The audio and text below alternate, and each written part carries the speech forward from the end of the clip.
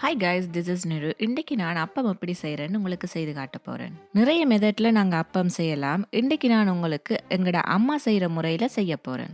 அப்பம் செய்கிறதுக்கு தேவையான மாவை நாங்கள் முதலே ரெடி பண்ணி வைக்கணும். அதுக்கு என்னென்ன பொருட்கள் தேவைன்னு இப்போ பார்ப்போம். பச்சை அரிசி 2 கப், அவிச்ச கோதுமை மா 1/2 கப், ஈஸ்ட் 1/2 டீஸ்பூன், தண்ணி 1 கப். அப்பம் செய்கிறதுக்கு முதல்ல நாங்கள் ப்ரிப்பேர் பண்ணுற மாவை அட்லீஸ்ட் 12 ஹவர்ஸுக்கு அல்லது ஓவர் நைட்டுக்கு நாங்கள் புளிக்க விட வேணும். இப்போ இந்த மா எப்படி செய்கிறேன்னு பார்ப்போம். அதுக்காக நான் எடுத்து வச்சிருக்கிற 2 கப் பச்சை அரிசியை நல்லா கழுவிட்டு 2 ஹவர்ஸுக்கு தண்ணீரில் ஊற வச்சு எடுத்துருக்கிறேன். இப்போ தண்ணி எல்லாத்தையும் ஊற்றிட்டு கொஞ்சம் கூட தண்ணி இல்லாத மாதிரி எடுக்கிறதுக்காக இப்படி ஒரு பேப்பர் டவலில் அரிசியை போட்டு வச்சிருக்கிறேன். இதை நாங்கள் இப்போ பிளெண்ட் பண்ணி அரிசி மா ஆக்கணும். அதோட அப்பம் செய்கிறதுக்கு தேவையான குறுநலும் எடுக்கணும். குறுநல் எடுக்கிறதுக்காக நான் இந்த அரிசியில் அரைவாசியை எடுத்து பிளெண்ட் பண்ணுறேன். நல்ல மா மாதிரி இதை பிளெண்ட் பண்ணிடாதீங்க, அப்படின்னா எங்களால் குறுநல் எடுக்க இயலாது. இப்போ பாருங்க, நான் இதை இப்படி அறுவல் நுறுவலாக பிளெண்ட் பண்ணி இருக்கிறேன். இதை இப்போ சின்ன கண்ணுள்ள இப்படி ஒரு அரிதட்டு வச்சு அரிக்கிறேன். இப்படி செய்யும் போது அரிவடாமல் இருக்கிற இந்த குறுநல் தான் எங்களுக்கு தேவை. இதை பயன்படுத்தி தான் நாங்கள் அப்பத்துக்கான கஞ்சி செய்ய போகிறோம். இப்படி சின்ன கண்ணுள்ள அரிதட்டு யூஸ் பண்ணி நீங்கள் அரிச்சிங்கன்னு சொன்னால் உங்களுக்கு குறுநல் எடுக்கிறது இன்னும் ஈஸியாக இருக்கும். இதில் நான் 1/2 கப் குறுநலை தனியாக எடுத்து வைக்கிறேன். இனி மிச்சம் இருக்கிற அரிசியை இதோட சேர்த்து நல்லா பிளெண்ட் பண்ணி அதை மாவாக்குறேன்.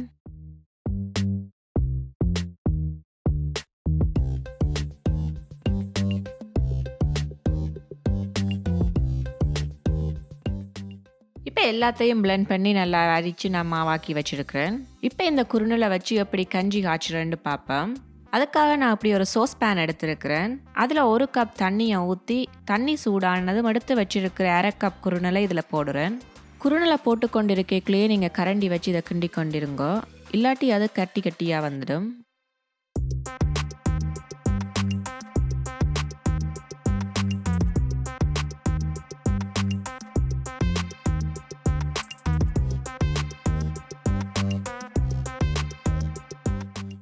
இதை நாங்கள் ஒரு திக்கான கஞ்சியாக காய்ச்சி எடுக்கணும். குறுநல் போட்டு கொஞ்ச நேரத்திலேயே இந்த பதம் வந்துடும். நிறைய நேரம் நாங்கள் காய்ச்ச தேவையில்லை. இது இப்போ ரெடி ஆகிட்டு அடுப்பை ஆஃப் பண்ணிவிட்டு இதை நான் ஒரு 1/2 மணித்தியாலத்துக்கு ஆற விட போகிறேன். 1/2 மணித்தியாலம் ஆகிட்டு இப்போ நாங்கள் அப்பத்துக்கான மாவை எப்படி ப்ரிப்பேர் பண்ணுறேன்னு பார்ப்போம். அதுக்காக நான் ஆல்ரெடி திரிச்சு வச்சிருக்கிற அரிசி மாவோட எடுத்து வச்சிருக்கிற 1/2 கப் அவிச்ச மாவையும் சேர்க்குறேன். அவிச்ச மா சேர்க்கறதால அப்பத்தில் கரைப்பகுதி எங்களுக்கு நல்லா கிறிஸ்பியாக வரும். இப்போ இது ரெண்டையும் சேர்த்து ஒரு விஸ்கால நல்லா கலந்து விடுறேன். அதோட அப்ப மாவை புளிக்க வைக்கிறதுக்காக 1/2 டீஸ்பூன் ஈஸ்டையும் சேர்த்து கலந்து விடுறேன். கடைசியாக நாங்கள் ப்ரிப்பேர் பண்ணி வச்சிருக்கிற அந்த குறுநல் கஞ்சியையும் இதில் போடுறேன்.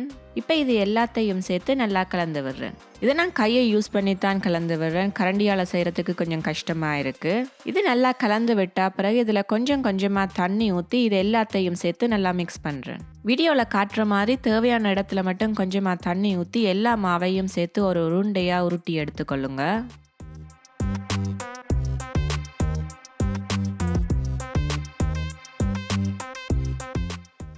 ஒரே அடியாக நிறைய தண்ணியை ஊற்றிடாதீங்க. தண்ணி கூடிட்டுண்டா எங்களுக்கு இப்படி உருண்டையாக உருட்டி கொள்வது கஷ்டமாக இருக்கும்.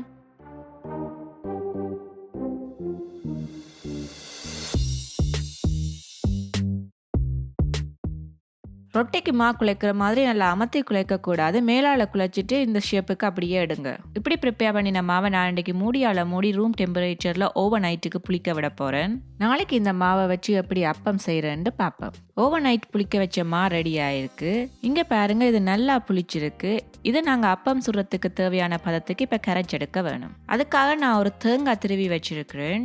அதை நான் சுடுதண்ணி கொஞ்சமாக ஊற்றி இப்போ அடிச்செடுக்க போகிறேன். நிறைய தண்ணி ஊற்றாமல் கொஞ்சமாக ஊற்றி அடிச்சிங்கன்னா எங்களுக்கு பால் நல்லா திக்காக வரும். அதே மாதிரி ரூம் டெம்பரேச்சரில் இருக்கிற தண்ணிக்கு பதிலாக நீங்கள் வார்ம் வாட்டர் ஊற்றி செய்தீங்கன்னு சொன்னாலும் பால் திக்காக வரும். இது அடித்து முடிஞ்சு இப்போ நான் இப்படி ஒரு வடிதட்டு வச்சு வடித்து முதல் பால் எடுக்கிறேன். நாங்கள் பாலப்பம் செய்ய போகிறதால இந்த முதல் பாலத்தை நான் அப்பத்தில் விட போகிறேன்.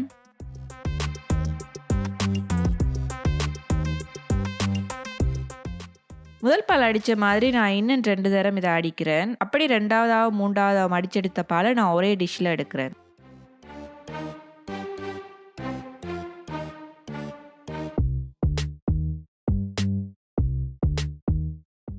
இப்போ இந்த 2ஆம் 3ஆம் பாலை யூஸ் பண்ணித்தான் நான் அப்ப மாவை கரைச்செடுக்க போகிறேன். இப்படி நான் அடித்து வச்சிருக்கிற பாலை இதில் கொஞ்சம் கொஞ்சமாக ஊற்றி நான் இந்த அப்ப மாவை கரைக்கிறேன். இப்போ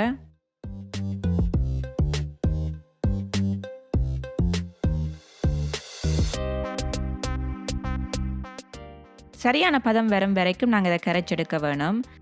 ரொம்ப திக்காகவும் இருக்கக்கூடாது, நல்ல தண்ணியாகவும் இருக்கக்கூடாது.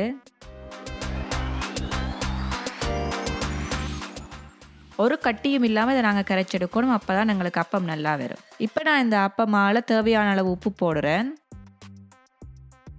இப்போ எல்லாத்தையும் சேர்த்து நல்லா மிக்ஸ் பண்ணுறேன்.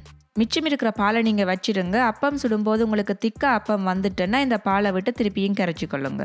இப்போ இது ரெடி ஆயிட்டு, இதுதான் சரியான பதமாக இருக்கும். இப்போ அப்பம் எப்படி சுடுறேன்னு பார்ப்போம். அதுக்காக நான் இப்படி ஒரு சட்டி எடுத்திருக்கிறேன். இப்போ நான் ஆல்ரெடி எடுத்து வச்சிருக்கிற முதல் பாலில் 1 பிஞ்ச் உப்பு சேர்த்து மிக்ஸ் பண்ணுறேன். நான் இந்த பாலுக்குள்ள சீனி போடல.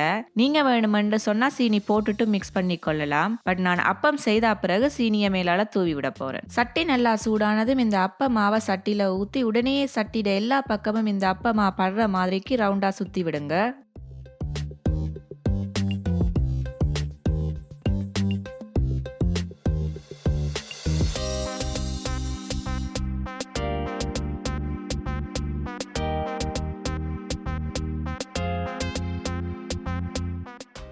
இப்போ நான் ஆல்ரெடி எடுத்து வச்சிருக்கிற முதல் பாலில் 2 டேபிள் ஸ்பூன் இதில் ஊற்றுறேன்.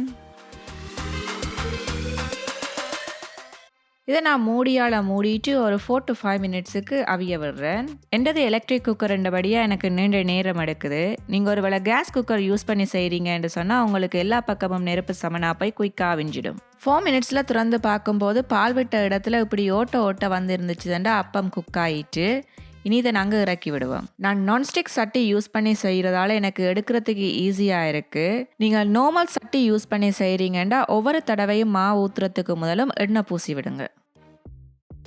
இப்போ நான் இதுக்கு சீனியை மேலால் தூவி விடுறேன். நீங்கள் இனிப்பு வேணாமென்று சொன்னால் நீங்கள் இதை அவாய்ட் பண்ணிவிட்டு சாப்பிடலாம். உங்கள்கிட்ட அப்ப சட்டி இல்லை, எப்படி அப்பம் செய்கிறேன்னு யோசிச்சா நீங்கள் இப்படி ஒரு பேன் இருந்தால் அதுலேயும் அப்பம் சுடலாம். நீங்கள் பால் அப்பத்துக்கு பதிலாக முட்டை அப்பமும் செய்யலாம், அல்லது சீனிக்கு பதிலாக இதில் சர்க்கரை தூவியும் சாப்பிடலாம். நீங்கள் எந்த அப்பம் செய்கிறதுக்கு முதலும் உங்களோட சட்டி நல்ல சூடாக இருக்கணும். அப்போ தான் நாங்கள் மாவை ஊற்றிட்டு சுற்றி விடைக்குள்ள அது சட்டியில் ஒட்டக்கூடியதாக இருக்கும். இப்போ நாங்கள் செய்த சுவையான அப்பம் ரெடி ஆயிட்டு. நீங்களும் இதை வீட்டில் செய்து பாருங்க. உங்களுக்கு எப்படி வந்தேன்னு கீழே கமெண்ட்ல போடுங்க. லைக் பண்ணுங்க, உங்களோட ஃப்ரெண்ட்ஸ் அண்ட் ஃபேமிலியோட ஷேர் பண்ணுங்க. மறக்காம சப்ஸ்கிரைப் பண்ணுங்க. கீழே இருக்கிற பெல் பட்டனை கிளிக் பண்ணுங்க. அப்பதான் நான் போடுற எல்லா வீடியோவும் நீங்க உடனுக்குடனே பார்க்கலாம். இன்னும் ஒரு அருமையான வீடியோவுடன் உங்களை சந்திக்கும் வரை பாய் பாய்.